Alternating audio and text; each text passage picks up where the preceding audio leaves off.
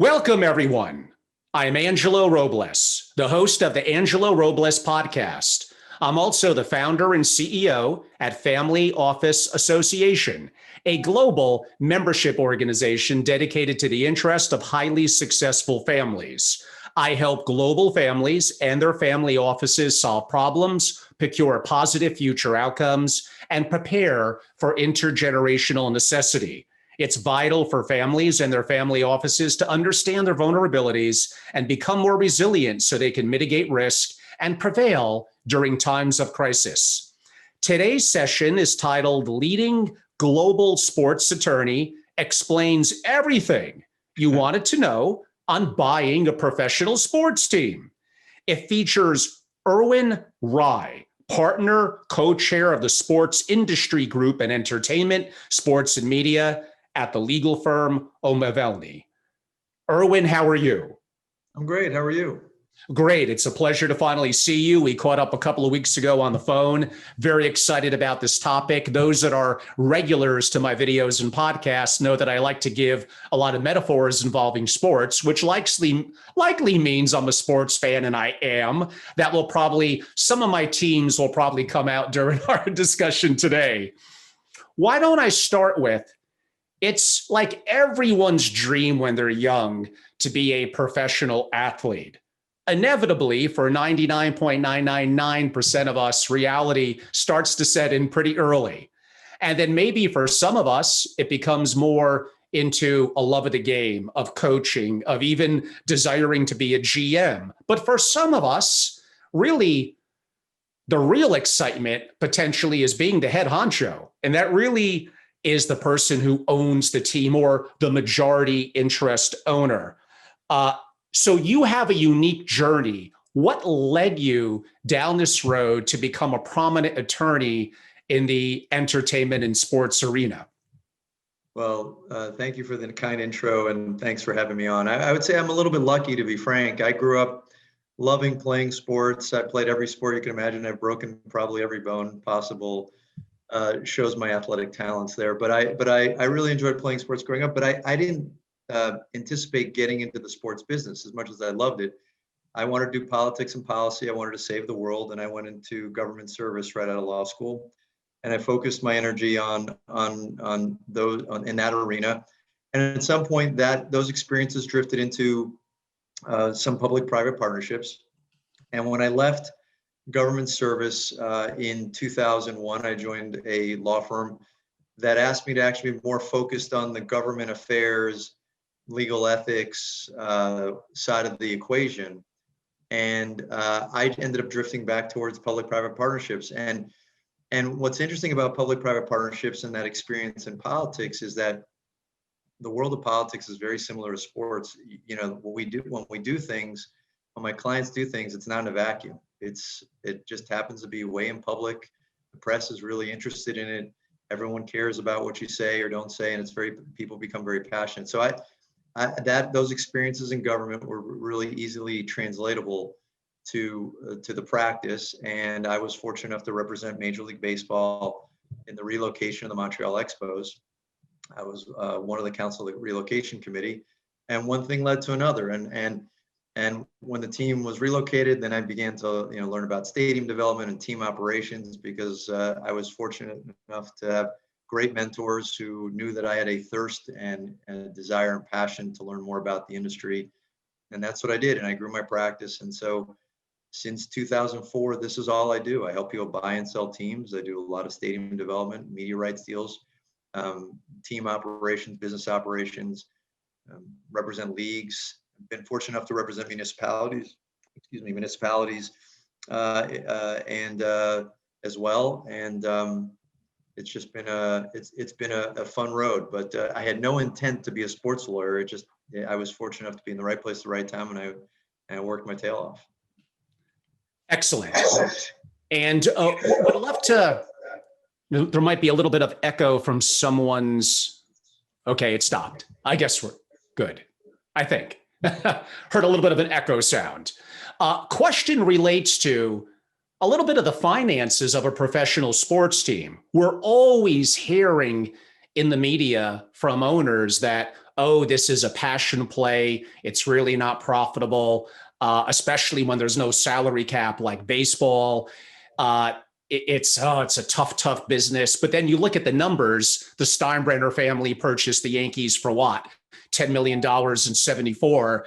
It claims to be 4 to 5 billion, but I think if it were to come to the market, it would probably get more than that.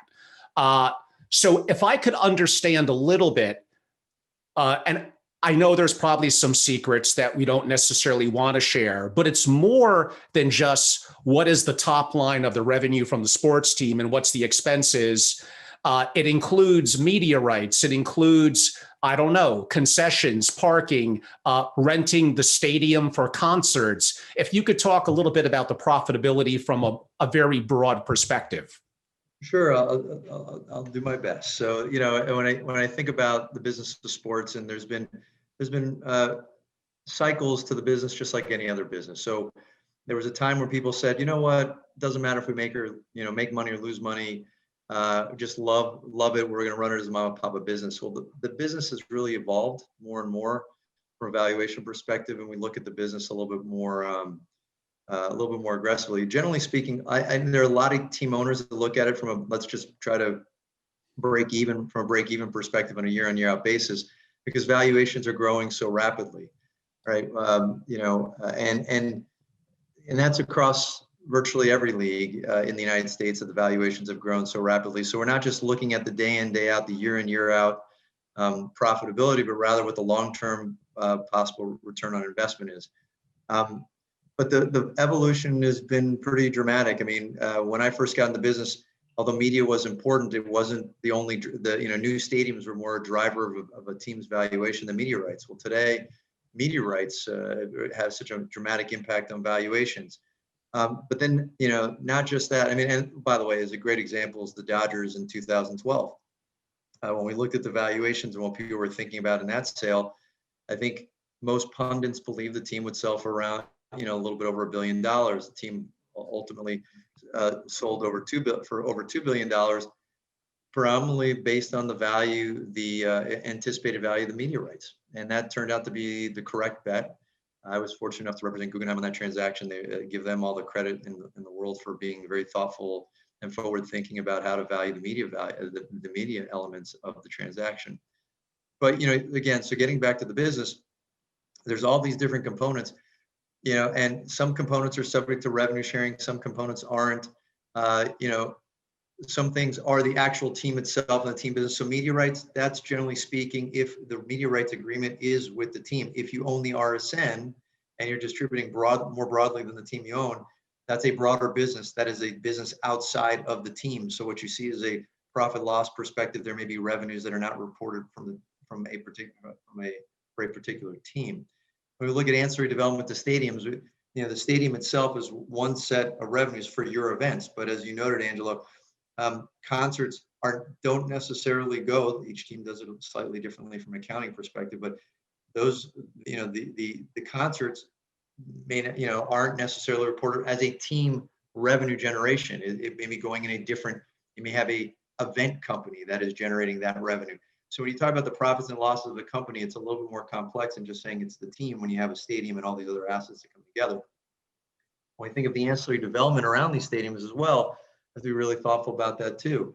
We've seen sports anchored developments become a much more important part of the sports landscape. The large part of my practice is working on those types of sports anchored developments. And those sports anchored developments are not part of the team revenues. Those are opportunities to grow the enterprise, but not the team enterprise. It's the enterprise above the team, the holding company at the holding company level, or at a sister company level.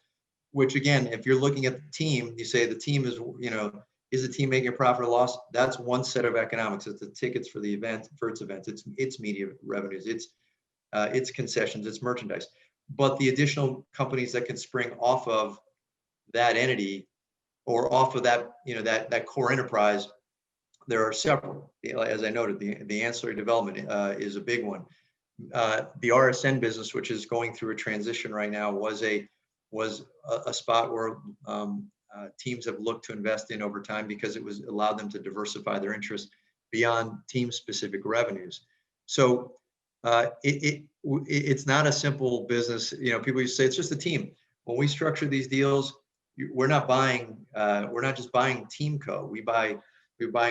Usually we're buying a holding company, or we're establishing a holding company where we have a stat co underneath it, the entity that is actually contracting with the stadium, a team co, a media co. We do that for a variety of reasons to allow us to more flexibility from a debt perspective, be thoughtful and flexible for liability issues, et cetera.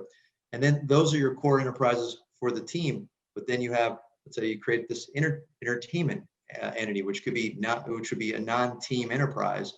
Those revenues would not be reported as a team revenue from a profit and loss perspective. But when you're looking at the enterprise, if you're buying it, you're going to want to look at the entire enterprise. You're not going to buy, it's very rare you're going to buy a stadium, you're going to buy a team and not a stadium and the ancillary development, the ancillary rights to their stadium events, right? The business has evolved. So I don't mean to treat it from a tax attorney perspective, but like you said, if they're also getting the real estate, then I'm assuming there's a depreciation play that could be in there. And even if there is losses relative to the team, the owner likely has multiple business interests where there could be some offsetting of losses and gains and some tax benefits. Yeah, that's actually on the team itself. That's absolutely correct. The tax benefits can be quite significant if you're an active versus a passive investor. If you're an active investor, there's some real significant opportunities from a depreciation perspective from the team asset and those other assets that I mentioned as well. And that's something we think about in the structuring, the ultimate structuring, and how we work through the ultimate transaction. No, that's very helpful. I mean, honestly, you were very open talking about, although it's relatively straightforward, but things that usually, and I understand why the owners aren't so open with, when you hear all the angst between the players' unions and the team relative to losing money, open up the books. And it gets a little complicated for some of the reasons that you noted. Yeah, I mean, with those points, I mean, you touched on the player side of it. I mean, the economics of the league of each of the leagues are complex. There are revenues that in some certain leagues are shared, and there are certain revenues that are not shared. And it's where you investing your money is should everything be shared if it just because it at one point originated from the concept of a team, and as of right now in the regulatory structure that exists today for all leagues, the resounding answer is no. Some revenues are not to be shared. And we'll go through some of the major sports. Maybe we'll start with baseball. So baseball is going to be unique in that it does not have a salary cap. It does have a different type of guidelines and penalties that are a little bit like that. But for teams, big market teams, the Dodgers, the Yankees, the Red Sox, et cetera, they're not in theory capped. If they wanted to give a player $60 million a year and technically do it for 10 players, they would lose a truckload of money, but they could if they wanted to. They have a luxury tax in baseball, which ends up being shared. But yes.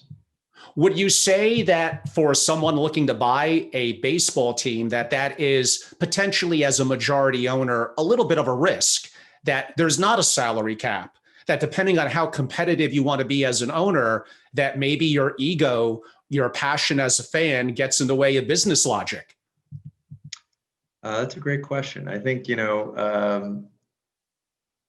it is something that folks have to think about. I mean, clearly, look, I love baseball. I love the number of events. I love the value it brings from a media perspective in the summer months. I think there's a lot of positives in baseball, even though they're facing some challenges, but not having a salary cap is a factor. I don't want to call it a risk. It's, but it is something that needs to be calculated in the analysis while you're doing your business analysis. From where I sit, as much as, some clients want us to, want their attorney to act as a consigliere and think about the business issues. Some want us to just be technicians. We, of course, love being consiglieres and thinking about those. And one of the things we try to talk to our clients about is think through is the various pros and cons of the, all those elements that come into play, potential come into play. What are the, I don't, for lack of a better word, risk factors to think about. Baseball not having a salary cap is one thing that can be brought up as part of the conversation. What you'll find in every sport is you'll find at one point an owner believes they're one player away from winning it all. And it's really, if that was really true, then everybody would be winning the World Series and the Super Bowl and the Stanley Cup and any other cup on the NBA championship on a yearly basis, right? That's not really the way it plays out. But everybody thinks they're one player away, and that's what leads to the stretch investment.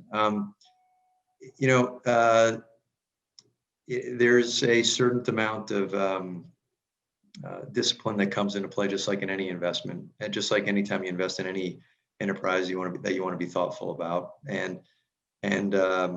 So I'm not sure it's as much as it's a risk, as much as it's important to understand your surroundings. It's important to understand the league rules. It's important to understand what's the long-term business going to be, because it's not just acquiring the club that you have to think about. It's the operating capital to continue to go forward on a going forward basis. And this is one of those items you need to be thoughtful about from an operating expense perspective. And you look at sports going back 60 to 70 years ago, baseball, boxing, and horse racing were actually the big three. None of them are anywhere near that now. It would be the NFL and probably the NBA as the big one too, at least here in the United States. We'll get to soccer and more global in a little while. So the other thing is, it's not a guarantee that it's always going to appreciate. It's not a guarantee it's going to go up. And baseball has been challenged by being a very regional sport that has also probably not done a great job of attracting more young African Americans into the sport. And there have been challenges with it, which is why slowly over decades, it somewhat has decreased. There is an irony, though, because it's deemed to be a little old and stodgy, but it was baseball that brought analytics into play going back about 20 years ago, and actually 15, 20 years ago, relative to the internet and through social media. Baseball was actually among the more progressive among the sports teams, and you wouldn't think that. Well, it's interesting. I think the business of baseball is very sophisticated. The commissioner's office and the analytics, the things they look at to try to grow the sport, I think there always are challenges, and they can always do much better. I think every league feels that way, but I think baseball, I think the challenges for baseball right now is in a world of technology. When you think of when you think about what's going on with attention spans and how media is, how we're absorbing our sports, I think things are a little bit different. The speed of the game and things of that nature. So, and they're working, they're working on those things, I think, all the time. But the world has definitely evolved, and baseball has some challenges. And look, I think today with COVID, every league has some challenges to work through. And baseball, they have, you have 162 games a year. So there's a significant amount of revenue driven by attendance. And we work on stadium projects. Oftentimes we talk about baseball being one of the best anchor tenants for ancillary development because of just the raw number of events, right? The chance of you not having 100 events at a baseball stadium in any given year is pretty low. An NFL stadium is going to have something significantly less. An NFL stadium is going to have 60 to 80,000 seats, while a baseball stadium is going to have 30 to 50,000 seats. So in baseball, just the pure number of events is actually really valuable from an economics perspective. And as continue to drive through the analytics and other things, I think there's real opportunity upside as well. Valuations, it's sort of an interesting thing.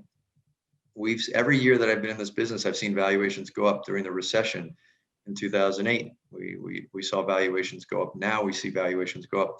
What was driving them? Well, it was driven for a couple of different reasons. National TV rights revenues had a huge impact, local, and the NFL in particular. In sports like the NBA and MLB and NHL with a combination of national and regional TV rights deals, that had tremendous impact on valuations as well, right? So are we going to see huge jumps in media valuations going forward? I think right now people are a little skeptical about the 10-15% annual growth that we've seen in the not too distant past. But I haven't seen a lot of people say that we're not going to continue to see growth. And so I think there's still opportunity. I mean, I still think there's going to be real opportunity for valuations to go up and not down. And look, I'm bullish. I'm in the business, and so I believe in the business. I put my money where my mouth is. I've invested I've invested with two as a minority owner in two teams. I believe that there's still upside for team ownership and team ownership. I think you need to be thoughtful. Could we see, because of COVID more so than anything else, some valuations go down? We could. We could see some valuations go down. I still, though, think long term, the business of sports is pretty darn strong. And I think it's going to be interesting when collective bargaining negotiations come along, right? The NFL was done with their CBA prior to COVID. NBA is in a good spot too. MLB is just about going to, heading towards its CBA negotiations. And I think it's going to be a very interesting conversation. Yes. And baseball is a sport too, where the unions have historically been probably by far the strongest. That's been a little bit weakened, I would say, from observing for the last 3 to 5 years, but it will be interesting how that plays out. Relative to sports valuations, I did a little research. It was hard, but when Steinbrenner purchased the Yankees for, again, approximately the 10 million, they were people at saying, oh my God, 10 million, that's so much money. It's amazing how just the appreciation, which again, may be more limited to some degree moving forward. Let's talk a little bit about that. I think there was a day where you buy a team for whatever, let's say $100 million, you put 10 million of the money down, probably by refinancing real estate or business interest to get to liquidity, and you finance the rest. That extreme leverage does not appear to be possible anymore. I'm sure it varies from whatever, the NFL to the MLB to the NBA, but what are some of the metrics and math behind buying and financing a professional sports team? Well, so as you alluded to, each league has what's known as a debt service rule, which limits how much debt you can put on the franchise. It doesn't limit how much debt necessarily that you can put on non-team assets. So, for example, if you own, I'll describe it in hypothetical, but it's a real world hypothetical. You own a series of restaurants and hotel assets, and you lever that. You're able to lever that for whatever you can lever it for. The leagues won't care because the bank won't have any access or it can't touch. You're not putting debt on the team itself, and that's what's really important. The teams itself, they do have debt limits now they're growing as a result of valuations becoming so. Valuations have grown so significantly that the leagues are finally becoming a little bit more flexible on their debt service rules. But there was a time where you could only put $150 million on an NFL team. Well, NFL team valuations have been well over $1 billion for a long time now. So imagine you'd have to be coming up with 70-80% equity in those types of transactions, and that's a pretty challenging ask, maybe 90% in some instances. And so I think we're seeing the NFL, the NBA, MLB. MLB has not changed their debt service rule yet. They're doing other things to give flexibility, but for ownership valuations. But we've seen the leagues increase the debt service limits on a few occasions, and they grant waivers as well. The Rams have a waiver for building their stadium in Los Angeles. I think their stadium now is over $4 billion. It might have hit the $5 billion mark already. That is way over any debt service rule the NFL has, but they were given a waiver to complete the construction. But yeah, I mean, when you're financing a team, look, the league will look to two things. They want to know that you have the capacity to do it. And in this particular, they want to know that if there is a problem, you'll be in a position to actually fund, if there's a loss, fund the loss. If there's these are jewel assets, and that the leagues and the commissioners protect any which way they can. So they limit what kind of debt you can put on the franchise in the interest of protecting the league. That's the theory. They've been pretty conservative, and they're trying, like as I noted earlier, they're trying to loosen up those rules a little bit now. But you can borrow against your non-team assets. The league's going to want to know, though, that you have the liquidity to operate the club. And so when you're buying the club, they may say, okay, this is what you have for acquiring the club, and this is what we need you to have another just $100 million for flexible for operating expenses. Right, we need to know that you're able to meet the needs of the operations of the club as things come up. When you're looking at anyone in baseball, like Steve Cohen, who now becomes the wealthiest owner of an MLB team. And there's no salary cap, but there is a luxury tax. But in theory, he could say the Mets have been doing things, let me use a nice word, a little frugally, which we all know resulted from the issues in 2008.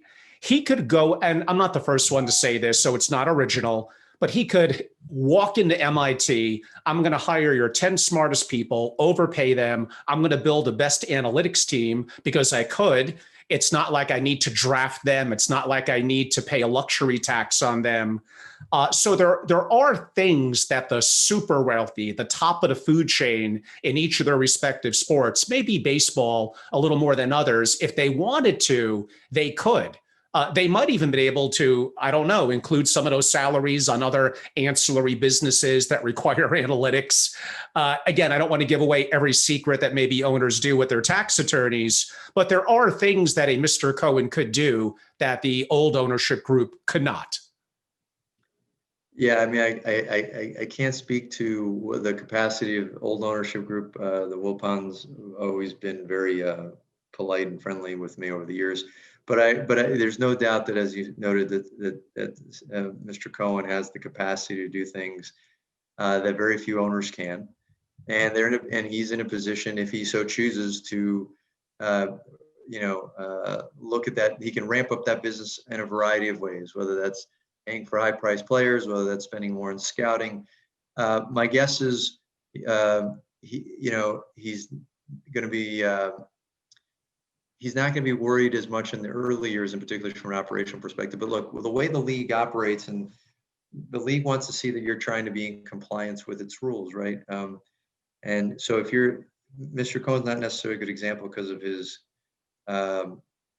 capacity, but if you under the debt service rules, for example, in baseball, they're going to want to know that you can get into compliance under those rules under a certain point in time. And if not, there could be financial or other penalties that the leagues come up with. But no doubt, in particular with baseball and in other sports, you can exceed.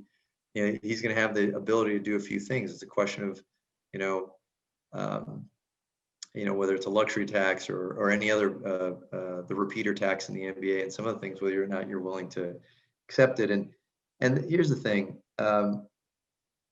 My experience has been that, yes, there are owners that, are willing to hit the repeater tax and luxury tax and do those things, but only for so long. I think most people that are owners are very successful in business and do not want to lose money long term either. So yes, there's the passion, there's the competitor side of it, and then there's the business side of it, and there's a balance.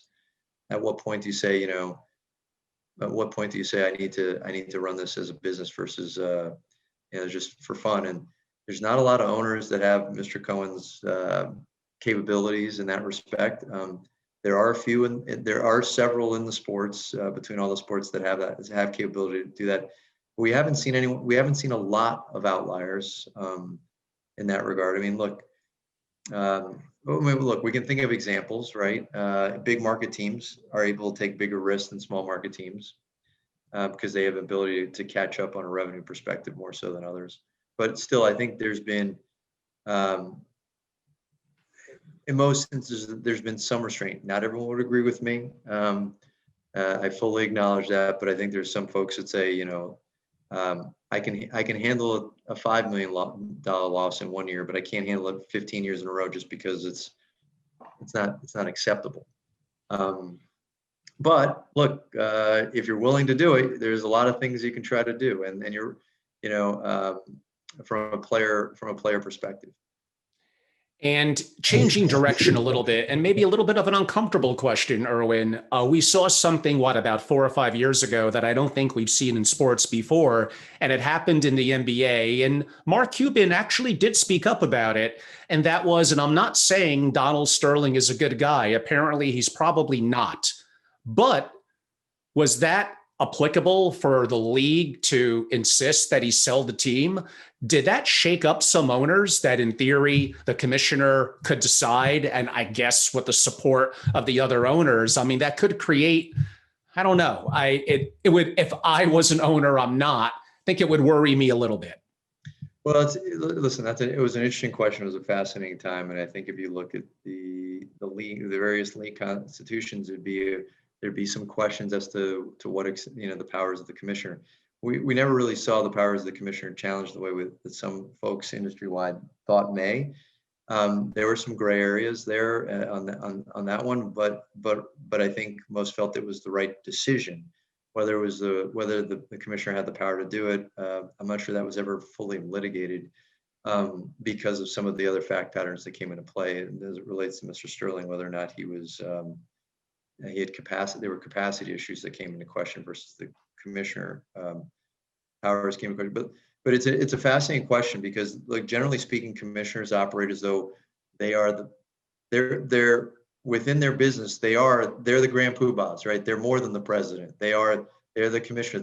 They are the all-powerful commissioners with really broad powers to enforce and protect their leagues.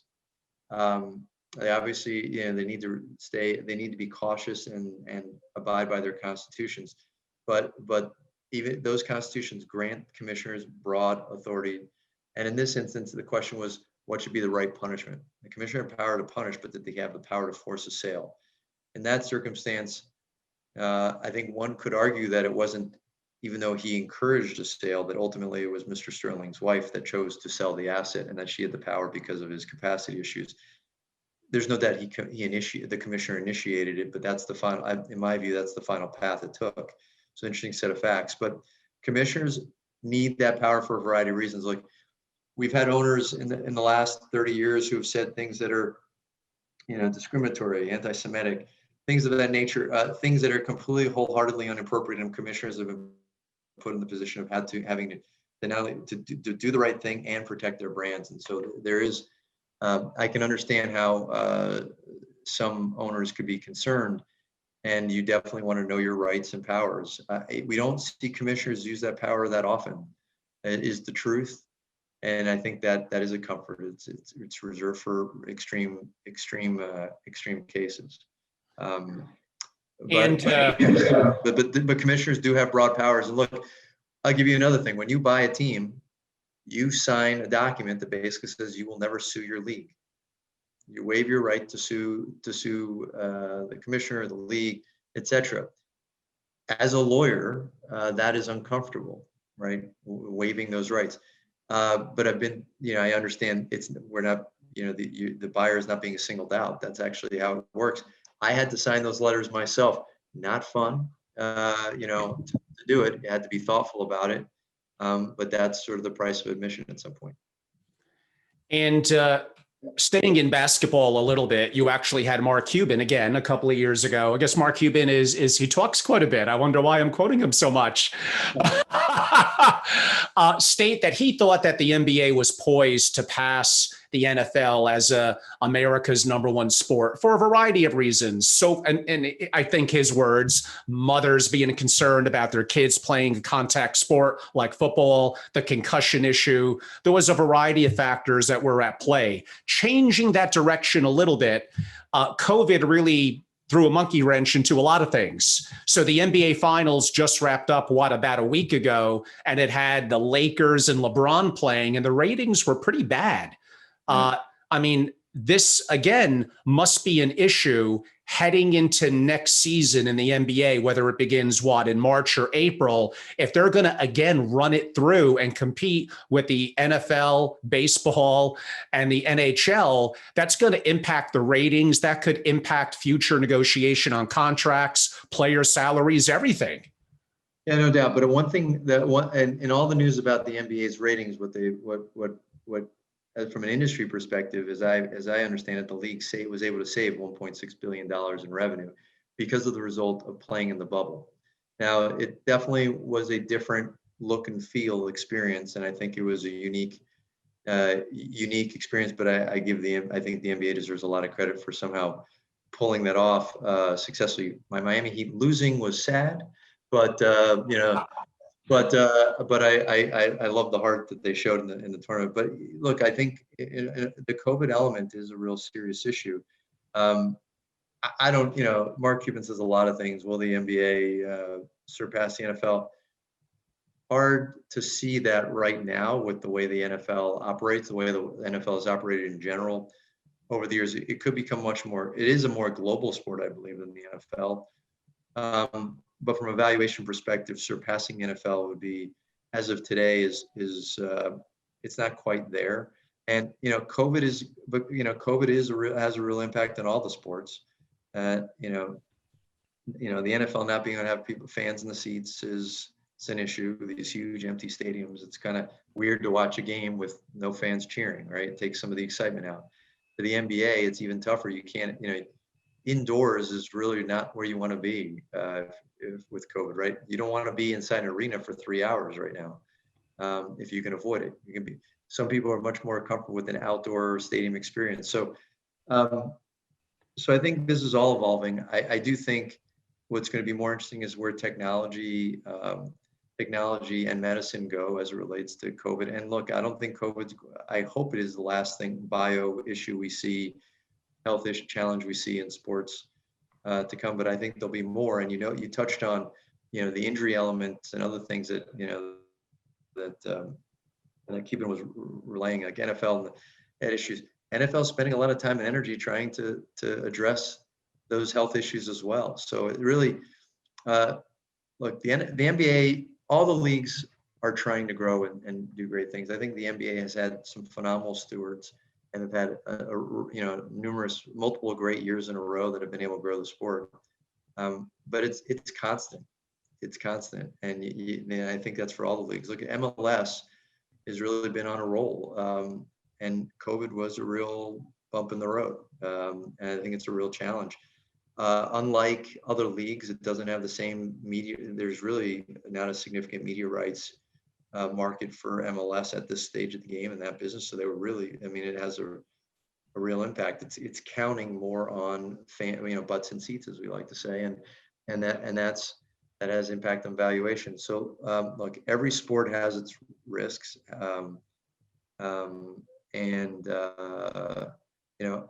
like I said, I'm still bullish on all these leagues, but Mark Cuban is a great promoter of his league and will continue to be a great promoter of his league.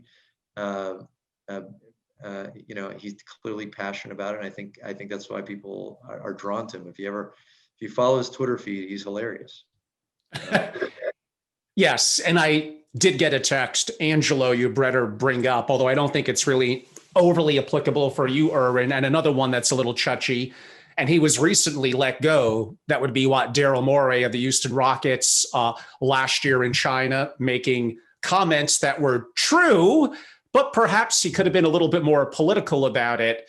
That was a huge global market for the NBA and might have helped in Cuban's prediction, and that's severely challenged at the moment.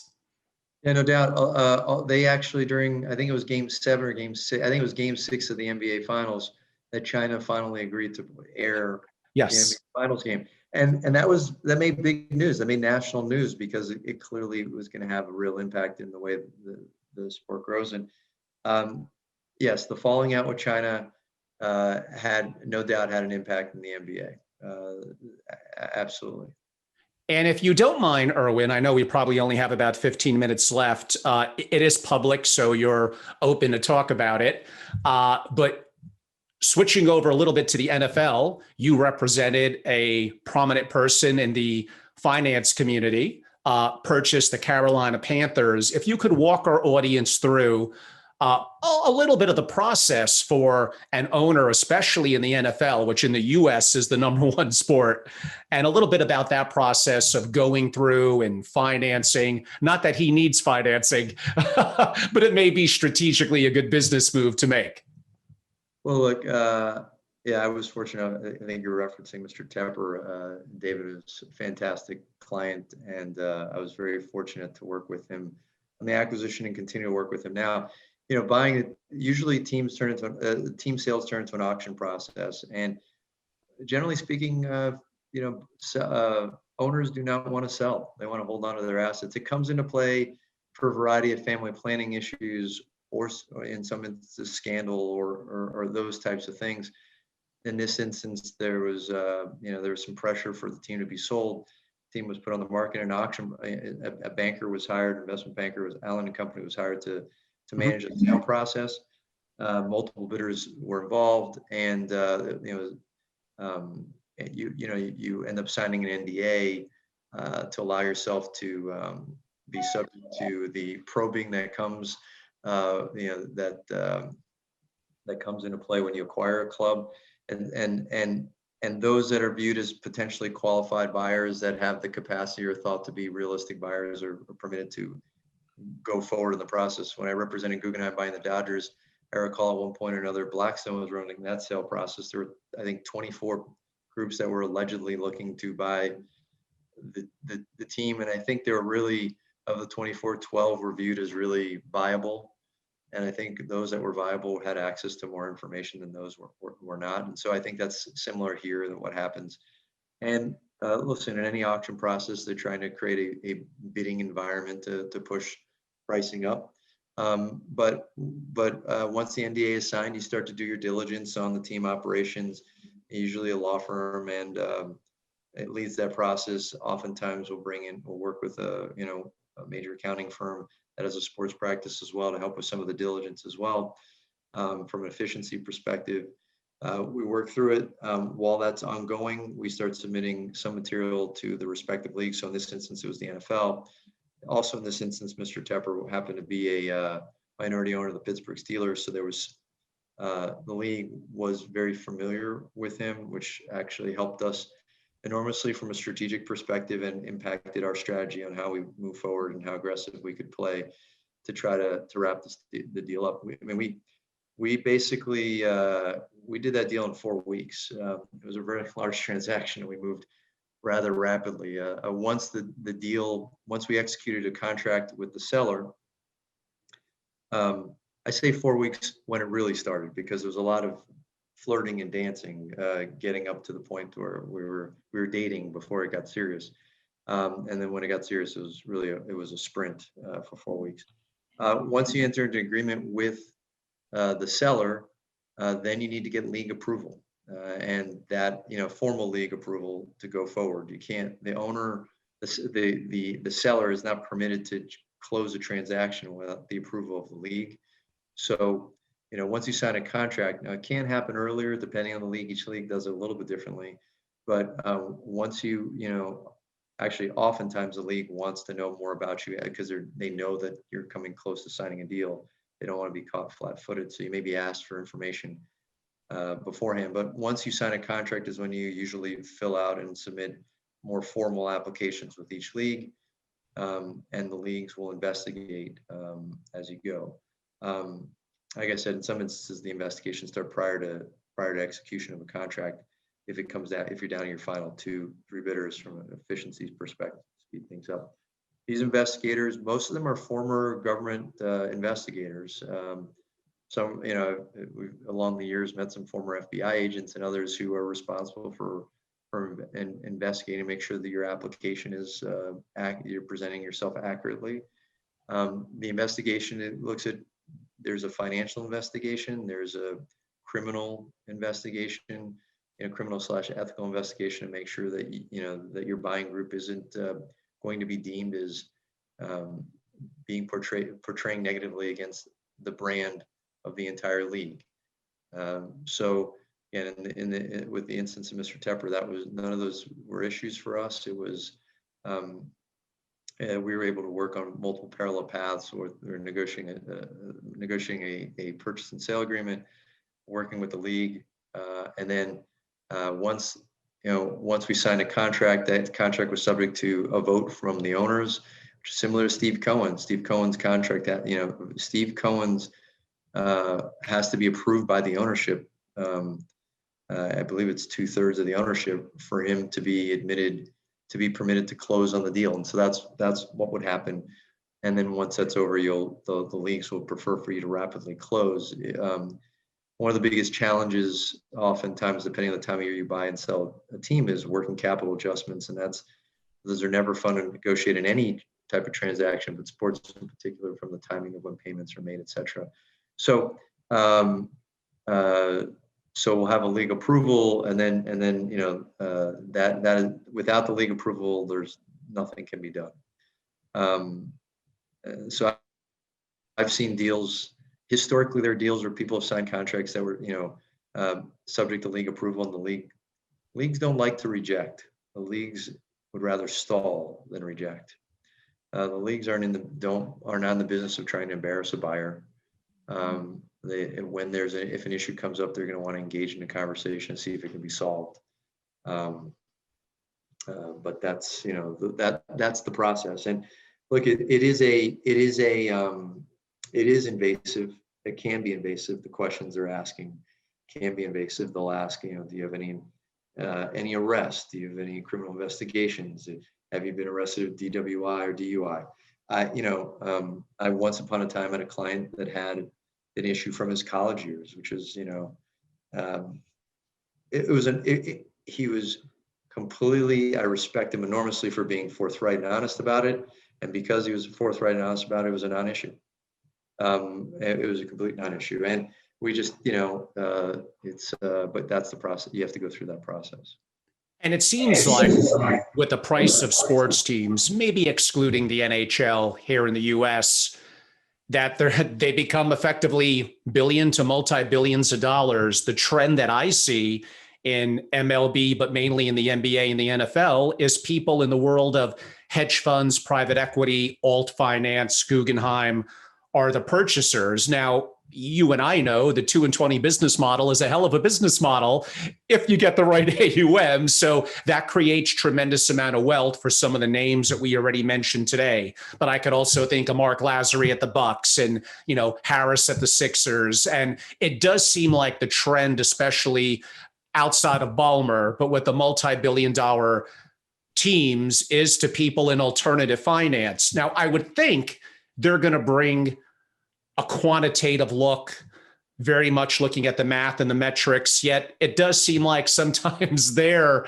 passion, their interest, perhaps even getting in the way of logical, quote unquote, business decisions. But do you think that trend, as sports franchises go up and up in value, that it is going to be people in alternative finance will continue to be the purchasers? And how come we have not seen what I would say are the tech billionaires get too active in sports franchises yet?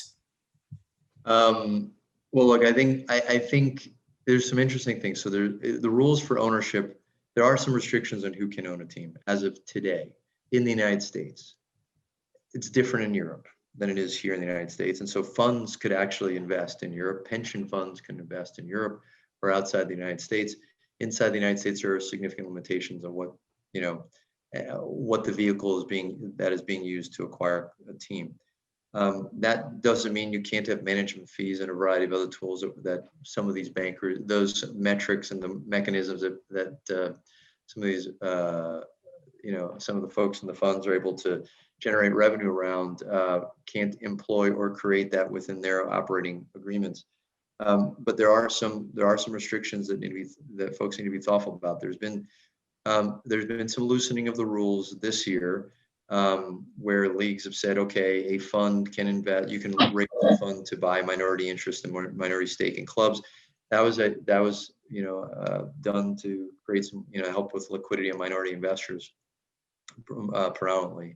But the leagues haven't opened up the spigot for full out funds to acquire teams, and predominantly it's because of public disclosure limitations. That's the most concern for the league. They don't want league economics being posted and reported. Liberty Media owns the Braves. They created a tracker stock. That's a unique mechanism for ownership. We haven't seen every team move to that for a variety of reasons, and it takes some time to implement. But we'll see. We'll see. Look. It is the cost of franchises is so significant at this point but those individuals that are in these businesses, the hedge funds, et cetera, have the capital right now to invest and are looking at these businesses as businesses, not the old, mama papa, type approach, being very analytical on how to think through valuations, et cetera.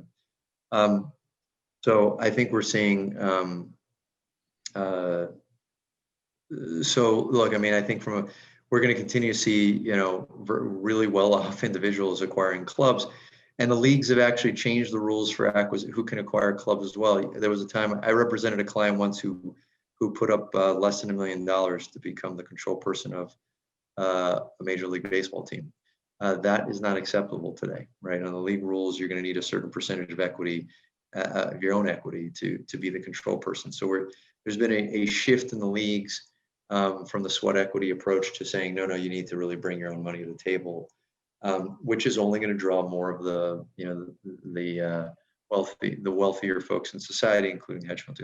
Why folks in technology haven't been lead investors yet is an interesting question. We've seen, look, Ballmer obviously, coming from Microsoft, he invested. Will Bezos invest? I mean, Bezos is, Amazon, Bezos is touching on sports, right? They're in the RSN business now. They are part owners of the Yankees RSN.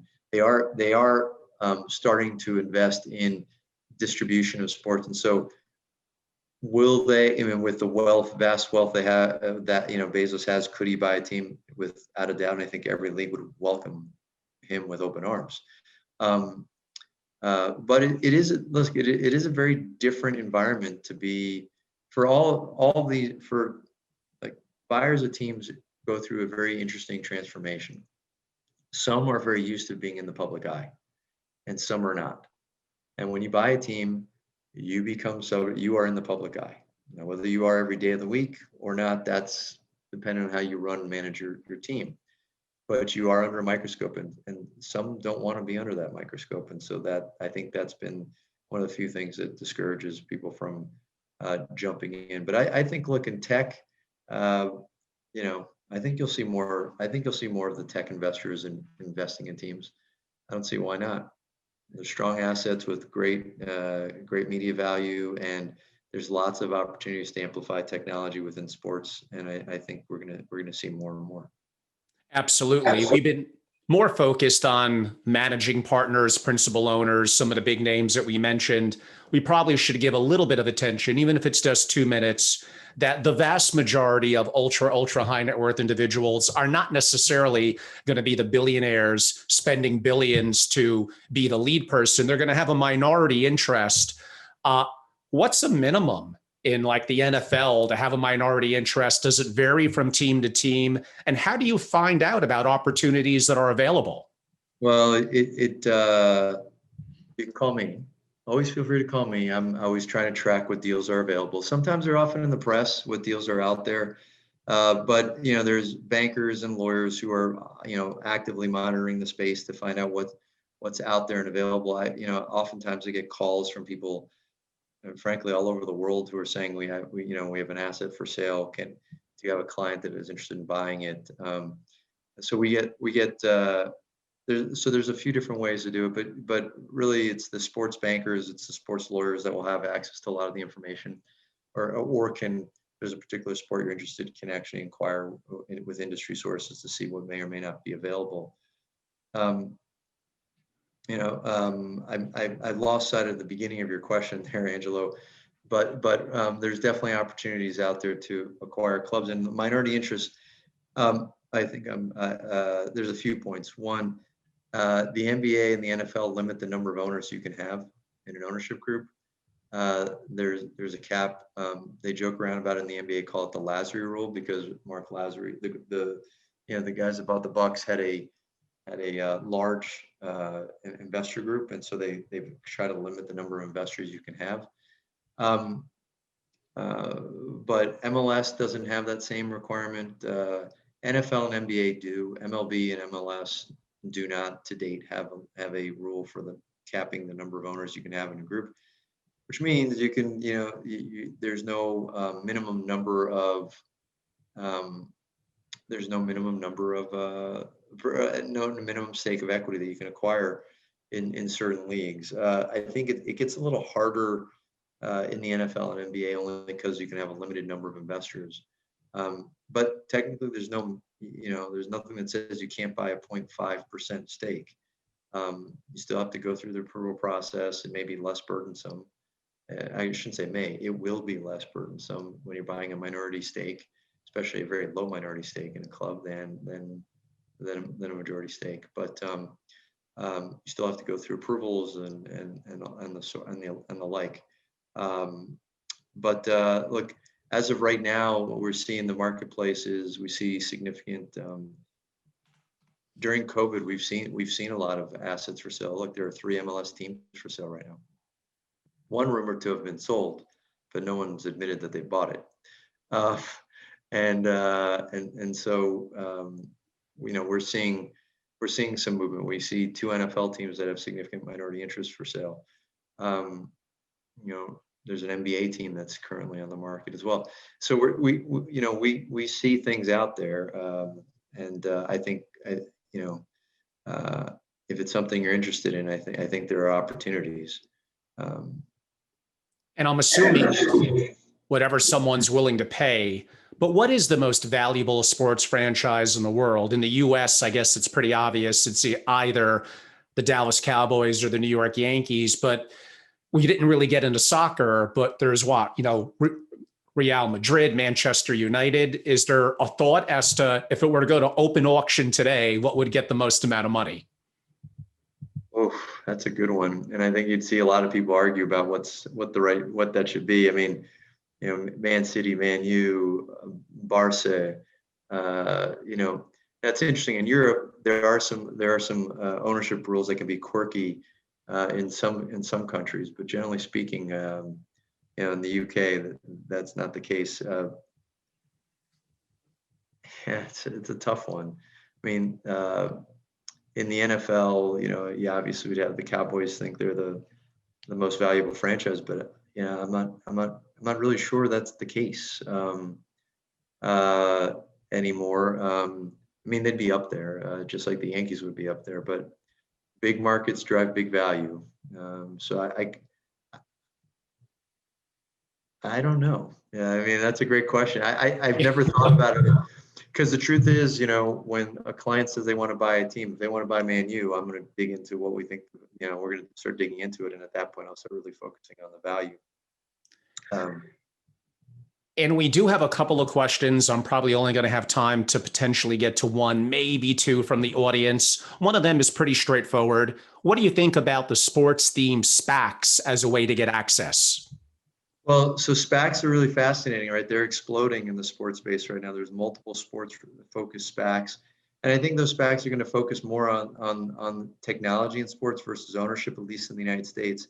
SPACs, right as of today, are prohibited from owning teams in the United States in the major leagues. It's not to say that won't change. And we see what's happening with, obviously we see what's happening with John Henry and the discussion there. We've heard of an $8 billion bid. It's going to be fascinating to see how that plays itself out.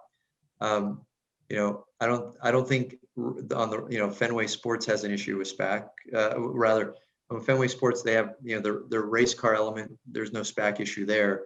There's no SPAC issue in the UK for them. But in the US, the Red Sox, it's going to be interesting to see how MLB reacts to a SPAC ownership, and can it be structured in a way to shield the disclosure rules. So right now, I don't view SPACs as a primary tool for getting into the ownership game of teams in the US, though that may evolve. That should evolve as we see what happens with Fenway Sports. I see it more as a great tool for the business of sports, whether it's technology, financing stadiums. If they want to get into the real estate finance business, I think SPACs can be really powerful and effective there. I'm just not sure there's big enough deals for a SPAC to do that just yet, but there are opportunities on that front. But actual ownership, I think we're still seeing some open questions. The SPAC, like I said, if a SPAC wants to buy a team in Europe, I don't think it's an issue.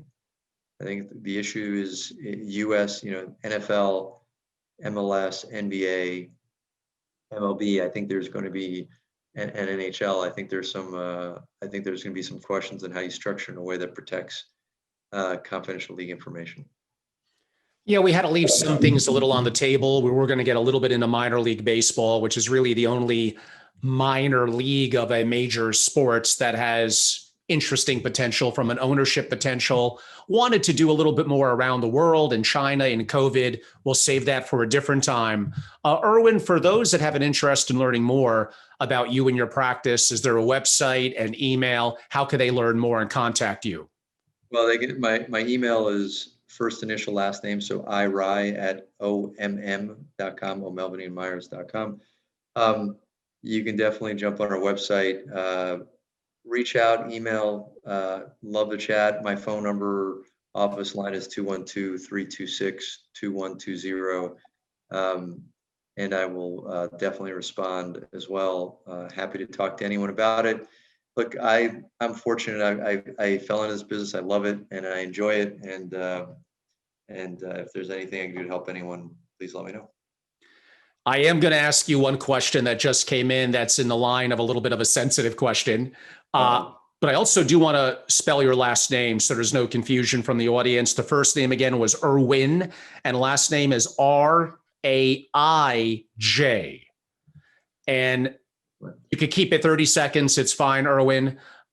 Is it harder for Chinese investors to buy a team nowadays, given the political climate? Their money needs to be out of China before they start trying to buy a team. So Chinese investors already have their money in the U.S. It's a non-issue. Getting your money out of China to buy a sports team is really challenging right now.